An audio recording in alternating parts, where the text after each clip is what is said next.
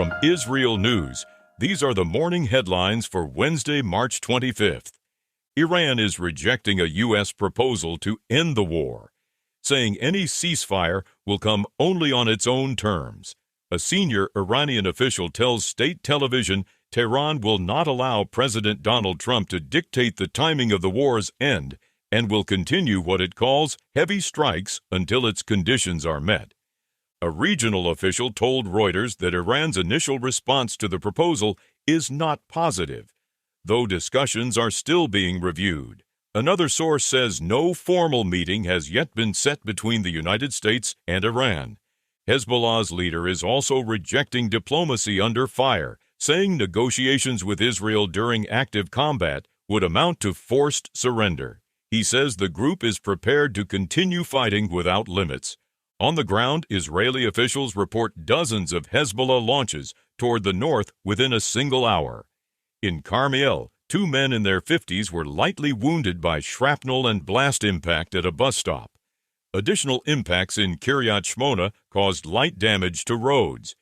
In Gaza, the Israeli military says it has killed armed Hamas Nukhba operatives during what it describes as a training exercise in the central part of the Strip, saying such activities posed a threat to its forces. Israel is also expanding its military readiness.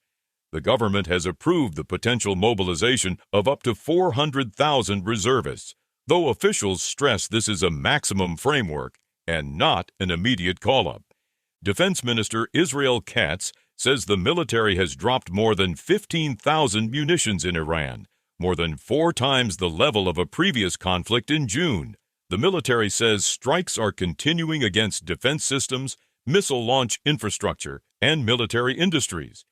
In Lebanon, officials say Hezbollah is launching roughly 100 munitions per day, most directed at Israeli forces, as Israel continues strikes on targets linked to the group. Israel's National Security Council is issuing new travel warnings ahead of the Passover holiday, urging Israelis to avoid unsecured public events abroad and to exercise caution in countries including Thailand and the Philippines. Officials also advise against travel routes through certain neighboring countries unless strictly for transit. And in Washington, defense officials say the Pentagon is sending about 2,000 paratroopers from a rapid response force to the Middle East to expand U.S. military options during the ongoing negotiations. The troops are expected to be positioned for potential direct action if needed. Those are the latest headlines from IsReal News.